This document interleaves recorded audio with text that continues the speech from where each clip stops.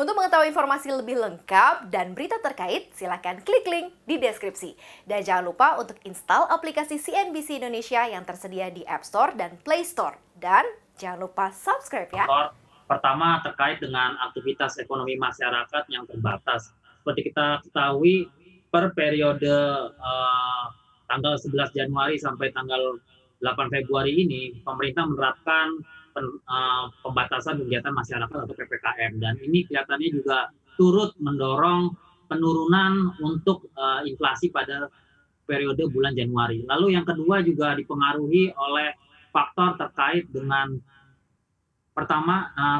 yang kedua terkait dengan faktor dari stabilnya nilai tukar rupiah dan juga harga komoditas yang kalau kita lihat juga masih relatif terjaga, sehingga ini juga turut mendorong stabilnya ataupun juga inflasi yang relatif rendah untuk periode bulan Januari. Dan yang ketiga, periode peak season untuk liburan bulan Desember juga sudah terlewati, sehingga beberapa komponen inflasi seperti komponen inflasi dari administrasi price, khususnya untuk tarif pesawat juga kita melihat terjadi penurunan, dan faktor-faktor inilah yang membuat kenapa inflasi pada periode bulan Januari kalau kita lihat angkanya lebih rendah dibandingkan dengan periode bulan Desember tahun 2020. Tetapi tidak bisa disangkal ya kalau pandemi COVID-19 ini yang terus berkepanjangan ternyata berdampak terhadap daya beli masyarakat. Karena kalau kita lihat dari indikator seperti Consumer Confidence Index, lalu juga indeks penjualan retail, ini menunjukkan perkembangan yang relatif masih pesimis, dan ini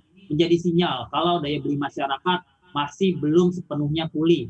Dan tentunya juga kalau kita lihat juga dari kapasitas daya beli masyarakat juga saat ini juga relatif menurun. Ini tercermin dari angka tingkat pengangguran masyarakat juga yang kalau kita lihat periode 2019 dibandingkan tahun 2020, pada tahun 2020 ini mengalami kenaikan yang relatif cukup signifikan. Dari sebelumnya tingkat pengangguran itu berada di level sekitar 5%, tahun 2020 naik menjadi level sekitar 7%.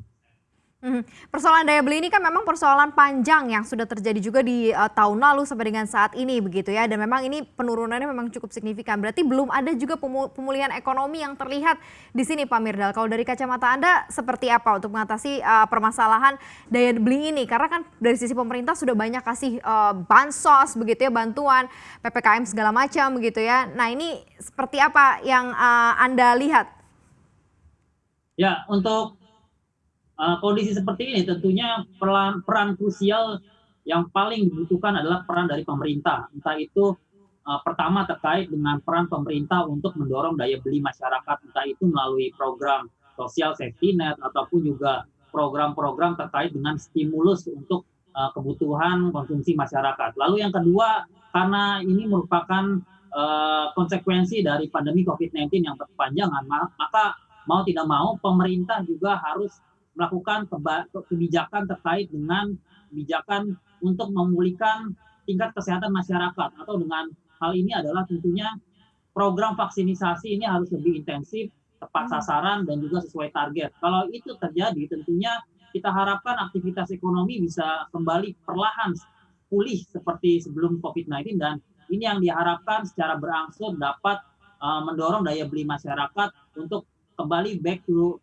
kondisi sebelum adanya COVID-19. Dan memang karena ini memang problemnya krusial karena terkait dengan tingkat pandemi yang berkepanjangan, maka mau tidak mau ini harus segera diatasi terlebih dahulu kan.